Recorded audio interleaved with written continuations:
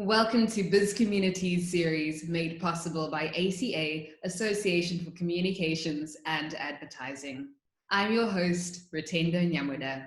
Continuing in the series aimed at future-proofing a post-COVID economy, we welcome Anne Nurock, Senior Partner at Relationship Audits and Management, and Rorisang Setlogelo, Managing Director and Founder of Roth Media Productions, to discuss unlocking the value chains in smaller, transformed, and Black-owned agencies. Welcome to you both.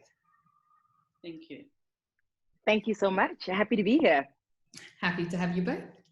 And so I want to start off with Anne.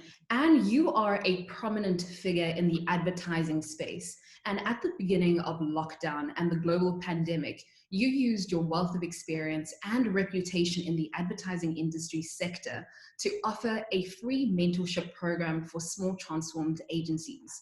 Can you tell us what prompted you to do this and what the mentorship entails? Thank you so much. Thank you for having me. So I decided to offer this to the small, transformed and Black-owned agencies because I felt that during this pandemic, a lot of them may not have the resources or the big business to survive the lockdown period. If you compare them to some of their larger counterparts who have big financial resources and have sort of retainers type business, they were in a better position. So I wanted to work with and as it happens, I have chosen 3 agencies out of a selection process that I'm working with for 3 months. And then the following 3 months, I'll go on and choose another 3 agencies. Wow, that is absolutely amazing. And it is certainly a benefit to those you are impacting as well. Rory, I want to find out from you, your company, Roth Media, is 100% Black-owned, female-owned. Can you share what kinds of clients you currently look after, the services you provide, your staff complement, suppliers, promoters? What makes up your ecosystem of your organization? And why particularly is this conversation important to why a seat at the pitch table is so important? Okay. Well, we are about 9 years old in September this year, and we represent 25 clients on our books, a lot of them being brand houses and having sub-brands within that. So we would have and look after Nestle, and there we look after Rick Coffee, Nescafe Classic. We look after the brands that live within that portfolio. We look after their brand derivatives like cappuccino, etc. We would look after at Pernod Ricard, for example, we look after Mourmin Martell, Perrier-Jouet, and then we also look after the newly won Inverroche and the newly won Malfy. So we're now in the gins portfolio as well. Our clients include tech companies. Our clients include banks. Our clients include even as far as in the agricultural industry, we look after the Produce Marketing Association, and we have a rich, diverse portfolio of clients, which keep us on our toes and allows us to really bring all our different strengths and expertise to the work that we do. We have a wonderful luxury portfolio. We have great mass brands. So my team of 25 full-timers and 5 contractors really get to sink their teeth into some of the most amazing brands in the country. And I think what makes them special is they've had great tenacity over COVID, and we've been able to really keep the momentum, the culture, and just the vibe that we bring and energy and creativity we bring to our clients. I think if you look at our suppliers, we have a good 200 suppliers to 300 suppliers that Roth looks after. These are people that receive briefs from us and service our business and our clients. And together we grow these clients and we're all vested in their growth. We have a good 300 promoters who are people that typically do activation work, ambassadorial work. These are people that are on the ground with consumers every day. And of course, they've been impacted in this time, but we've been able to pivot them to some digital work and some social and community work. So we really have a massive ecosystem that we take care of. It feels big for us because, we know how important it is for us to kind of just ensure we are sharing and changing lives and collaborating together. And we know it could be even bigger. Mm. And as someone who's been in the industry for over 30 years, I want to find out, what is the status of women leadership within the industry? How has it changed over the years? So Rutendo, let's just be clear, I don't run an agency anymore. I have the privilege of actually measuring and optimizing the relationships between the agencies and their clients. I'm not directly involved. However, when I was running Grey in 2007, 8 of the top 10 agencies were run by women. And it was a very diverse group of people, of women.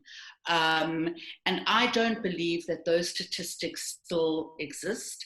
I can't categorically give you the statistics, but I don't think that women leadership in the industry has remained at that level. I know that every single one of those women that were part of the group have left the industry. So I'm not sure why women are not actually getting to that level again. Wow. Why they're wanting to. That's absolutely horrible to hear. I'm not going to lie. I don't want to mince my words. It's when we're talking about representation, if we're saying it's that low, that we shouldn't actually be having those numbers. It should be a lot higher. Yeah. Yes, and as I said, just to be very clear, I don't know the stats. Mm. So I'm just making a statement that I think in 2007, when we were at the peak, and I don't think that same number of women are running agencies anymore. Mm. And Rory, from your perspective, do you know perhaps what the number of women, Black female-owned agencies are, or Black-owned agencies in general? No, so I think I agree with Anne. I don't have the exact numbers, but I would say that the numbers do feel to have dwindled a lot over the years. I cannot think of another Black-owned agency when I'm speaking about, obviously just the top 10. When I'm speaking about smaller agencies that are trying to come up, there's a great number of women there, but they do operate from a place where they've been given designated places, that are allowable. And I was making a point that, it seems to be okay for women to lead, PR agencies, women to lead events companies, and production houses. But, women don't seem to have any representation in the bigger, through the line, above the line agencies. The big agencies seem to still be, by and large, male run right now. And that has to change. Coming up, I had women to look up to, in the 10 years ago that Anne is speaking to, there were women leading agencies. There were women leading, massive divisions of big international agencies. And I could look at that and know what I wanted to become. And that's why representation is so important. If we see ourselves, we can mirror, we can observe, we can hope to be included and to try for things that are greater than us. If we are only kind of designated to these low corners, then there we will stay. So one of the boldest and most stubborn things I did was to position my agency as a creative communications agency, and build a skills deck and a capabilities deck with that in mind, because I want to scale to be a big player, a big woman-run agency, so that people can look up to that and know that it's possible. I love that. It's possible. Really, really great. I want to come back to Anne quickly. Anne, from your perspective, and also based on the mentorship program that you have started, what are the current challenges and frustrations that are facing small Black-owned agencies? So Rutendo, I think that's a really good question. And the biggest challenge that these agencies are finding is they cannot get onto any pitch lists.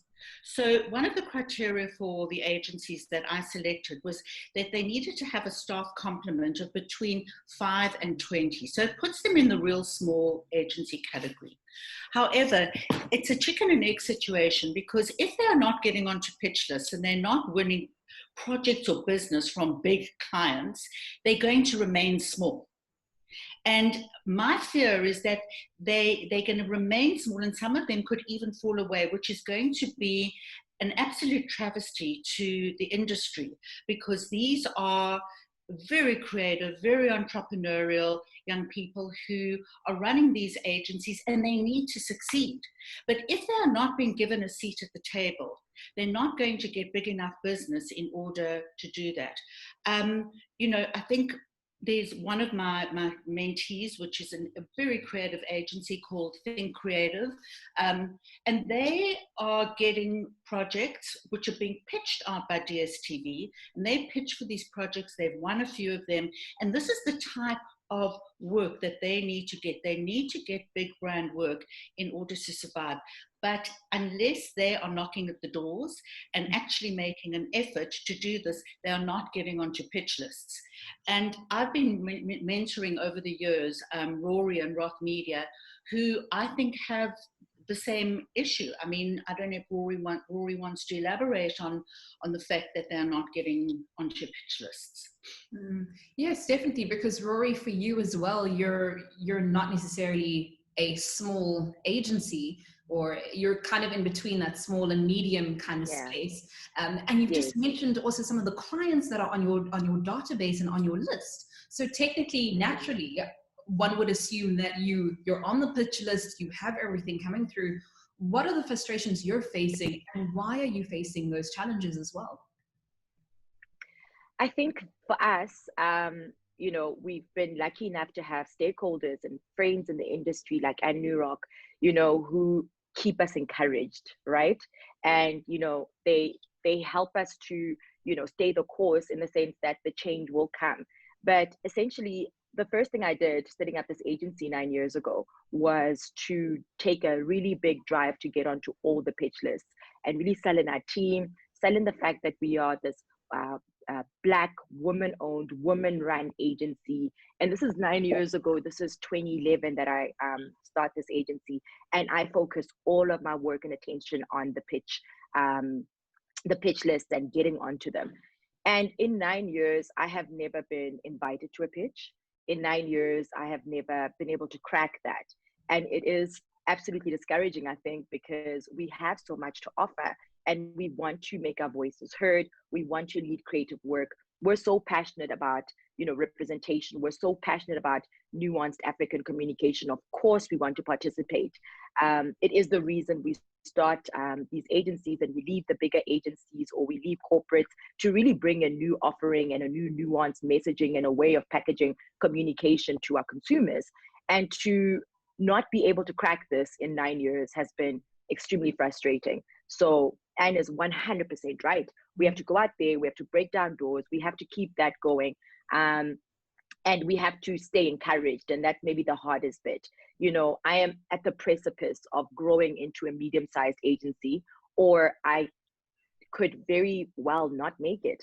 And it's just because of opportunity, and it shouldn't be that way. And Anne's mentioned, and you've also mentioned, this pitch list. So what exactly is this pitch list? How does one get on the pitch list? What is that? If you could unpack that process for us. Well, I'll tell you, we go out and we have clients that put out massive, briefs and massive pitches into the industry. And they would be facilitated and overseen by pitch consultants. These pitch consultants have a very important role to play in transformation, because they decide almost the mix or the collective of agencies that they're presenting forward to the clients based on criteria. So if you can imagine it, they would go and they would represent X amount of agencies and say, these are the ones that meet the criteria.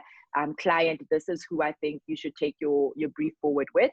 And from there, the clients would then start the pitch process and end up with an agency, right?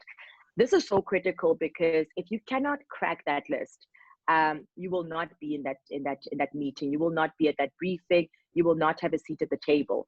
So it is actually quite critical. But I think, it is not the only issue. There are clients that themselves don't set up criteria that benefits or is advantageous to small agencies. They can set up criteria that disqualify small agencies very, very quickly, so it's about having a synergy and a really strong partnership where clients set up criteria that allows small agencies like mine, and even smaller, incredible creatives, phenomenal people who know how to carry messaging to our consumers and to Africans on a day-by-day basis and ensure that we are making it possible for them to have a seat at the table. And this is, partly owned by the pitch consultants, who are obviously needing to do the work and get passionate about understanding and knowing the small business environment and what it looks like. And of course, the clients and the criteria that they set up. And I think you get clients who are so passionate about ensuring that work is shared. And you get clients who are just comfortable to just really, work with a known scalable agency, mitigate risk in that way. But I think they take a very dangerous approach, because you lose some of the most creative and critical voices at the table. And diversity is such an advantage. Diversity is one of the biggest advantages ever. If you look at our country, if you look at the world, anything that has been pulled from a melting pot is absolutely incredibly nuanced and connects better and represents us better. So it's so important to have more voices at the table. And I really want to champion that. See, I think the thing is, I don't think the blame can be laid at any particular party, whether it's the pitch consultants, the clients, even the agencies themselves. But this has been spoken about for so long. And I've sat in so many webinars recently where everybody's talking about transformation, and transformation, particularly with regard to these young entrepreneurs. And it just seems that everybody's talking, but who's doing anything about it? I mean, let's be real. Nobody expects a big client to give their entire business to a small agency. It's not going to happen, and it shouldn't happen. But the thing is that there needs to be some way where it's not procurement ticking the box with the pitch consultants. It's where maybe there's a small portion of the budget that's put aside that actually the smaller agencies can pitch for those pieces of business, so that they can grow project by project. So I think it's a collective that everybody needs to work on this to try and help these small agencies thrive and grow to become bigger agencies. And I'd like to actually ask, even within your mentorship program, is there a particular way that you are advising your mentees to perhaps approach these clients, or even whether it's a collaboration with some of the bigger agencies? So I haven't got to that stage as yet. At the moment, what I'm doing is working through their credentials, because I only started this mentorship program on the 1st of July. And I'm trying to get there, working with them to get their credentials to a place where they can actually pitch with them and they look terrific. So that's the first thing. Secondly, I have said to a lot of them, they need to also do their bit in making themselves noticed. They need to get some PR for themselves. They need to knock at doors. They need to do things like that. So I'm working with them slowly in building that, and then also bringing in specialist people to assist, say, with their costings there, and just to get the agency to a point where if they do get onto a pitch list or a client does approach them, they're in a position where they look great. I really appreciate what you've said now about getting the credentials in check, getting the costing in check, getting essentially your books and what your company is about in check. Because when the clients come through, and maybe when collaboration opportunities come through, you want to be prepared. You don't want to be running around trying to figure out how things are supposed to work, because you want to essentially put your best foot forward to say, yes, you've given us the opportunity and we're going to execute and deliver far better than you actually even expected. Because oftentimes people are waiting to say, look, we told you so. We gave them an opportunity and we told you so. So thank you for pointing that out as well. And a question to you both is, it is definitely evident that the way forward and a sustainable future in the industry does involve inclusivity, diversity, more female representation, more entrepreneurship focused aspects. We want to look at Black-owned representation and companies being featured. In your opinions, what are you proposing are real solutions and with real outcomes? Because to your point, Anne, as well, and Rory, you've also mentioned this, is we've been having these discussions for such a long time. It is, Anne, I was looking at interviews you've had in the last, couple of years, and this is something that you keep Then coming mentioning, up. transformation. How do we get off the cycle of saying, let's talk, but actually let's put this into action? And I'll start with you. Well, I think, look, this webinar is also co-hosted by the ACA, and I know that they are really trying to also deliver transformation to the smaller agencies. I think the industry bodies, the ACA, the IAB need to get involved. Well, they are involved, but they need to push this further.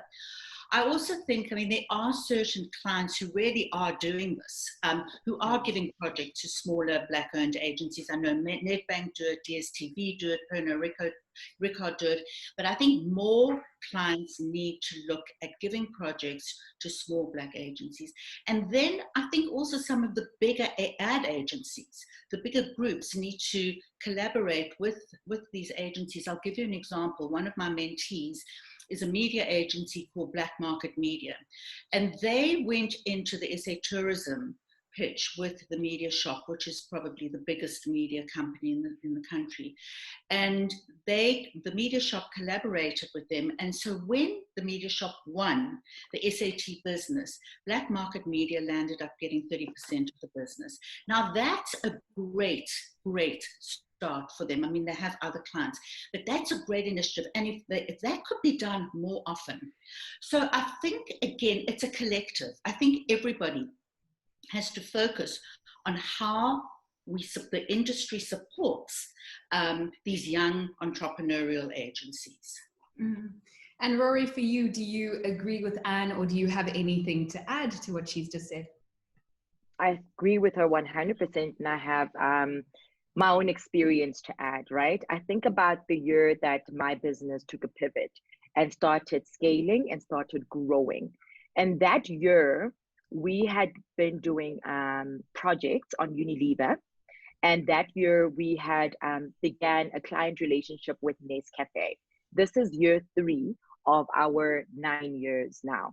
You can imagine the last 6 years servicing a business like Nestle has meant loads of growth, loads of opportunity for us. It's allowed us to take the work that we do into Africa.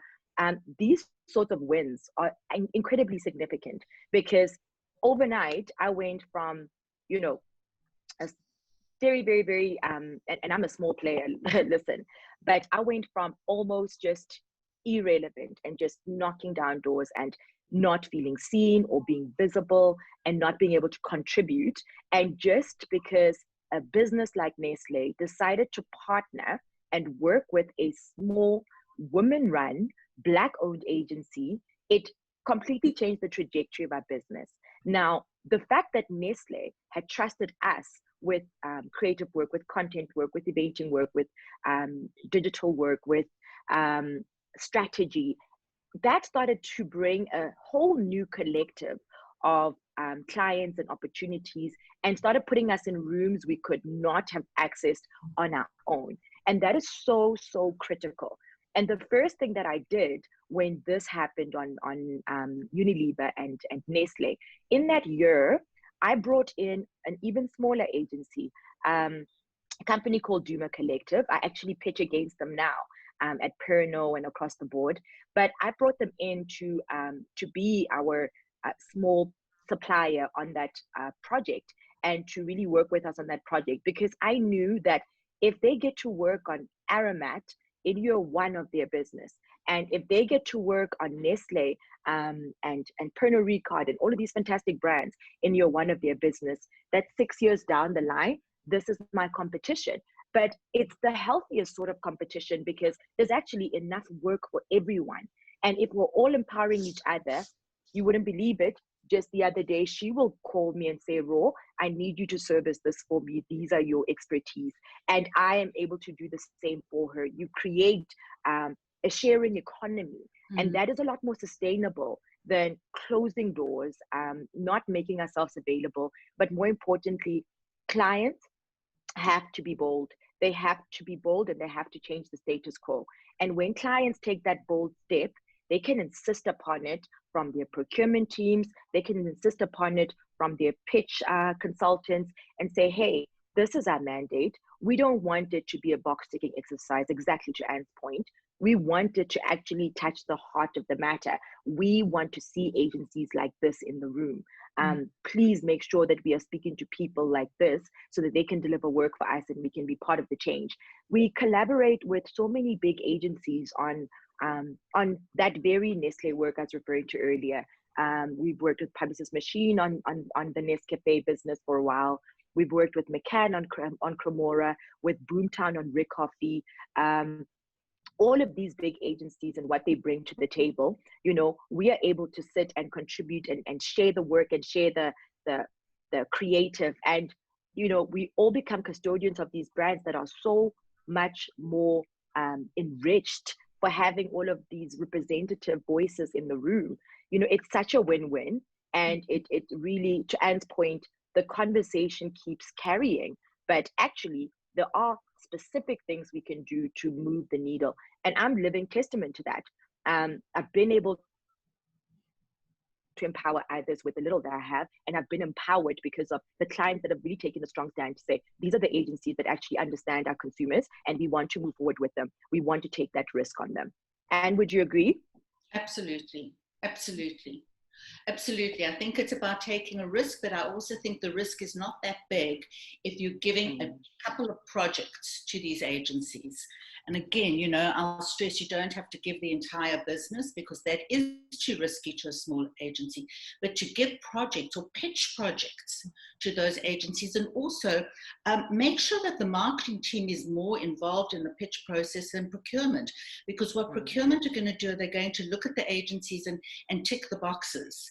And unfortunately, when you do that and you've got an agency who's got 7 people who are permanent staff, and then the rest are, you know, they call, I think, Permalancers. So you know, they bring in the best of breed for a particular job, which I think is a great model in order to keep your costs down. But if you're going to just look at that agency based on the paper, they're not going to tick boxes. So that's where there has to be some level of risk of going out and saying, well, why don't we pitch a project to them? Why don't they look at it? And that's the way they're going to grow. So that, I think, and I think it's a collective responsibility of everybody in the industry. I think if anything, what we have definitely seen in this global pandemic is people adapting as well. So understanding, adapting, being conscious and aware. Rory, you said the words a shared economy and also access. And I'm even thinking about the new generation of people who are going to come into this advertising industry and sector. And if they're allowed to have access, if they're part of this shared economy, if they're contributing to these discussions, you'll also have clients and agencies being well within what's happening in society. Discussions when you're having a boardroom table or conversations where there is diversity, you're able to speak directly to specific demographics or to communities without making assumptions. So I think that is such a valuable point as well. Thank you so much for that. Absolutely. And I wanted to find out, you know, we're in the middle of Women's Month. It is a beautiful month of celebration, although I do believe women should be celebrated every day and not just on a specific of course. day. But as we are in Women's Month, you are both two inspiring women who are working tirelessly in the industry, even having these conversations. Sometimes these conversations are had behind closed doors, and we don't often hear what female leaders are wanting to say. We've spoken about equal representation at the boardroom table as well. Do you have any last few words for women out there who are women stepping into the spaces, into the agencies within South Africa? Well, I just want to say one thing. I mean, I don't know if it was really a happy Women's Day. Because I think until this country sorts out its gender-based violence, I don't know how happy women can be. And I think that pandemic right now is far greater than the COVID pandemic. And yes, I mean, there are lots of inspiring things that I can say to young women coming into the industry. But honestly and truly, I think we need to sort out the basic issues that we have in this country. And I know Rory feels passionate about it.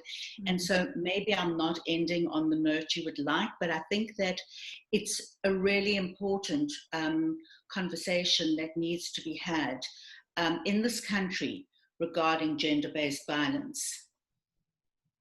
No, I really appreciate your sentiments and thoughts on that. I think it is very easy. That's why I said we shouldn't just be celebrating a Women's Month or a Women's Day, is sometimes we sugarcoat things. Actually, interestingly enough, I saw this image where only men were speaking on this, I think it was a radio show about women diversity and inclusivity. And you're just like, you're missing the point.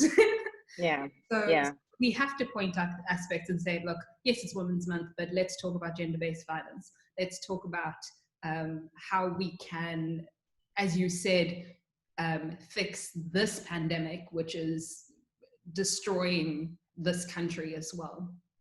So thank you for that, Anne. And Rory, anything to add on that? I 100% echo what Anne has just said. Gender-based violence is a cause that is very close to my heart. I think it even stretches into this conversation because women go through so much microaggression. Can you just imagine being, in a position where you're able to influence transformation and work that gives opportunity to others, but having your voice silenced, having your voice undermined, having your voice chipped away, and having your voice just literally ignored in the boardrooms where you're supposed to be creating impact and doing the little bit that you can. So I think at a societal level, this pandemic is massive and it has to be addressed. If we're going to have change, women have had to be so bold. Women have had to be so daring. They've had to take on so much for so many years. And to Anne's point, was it a happy Women's Day when, you just look at your feed and your heart just sinks, really?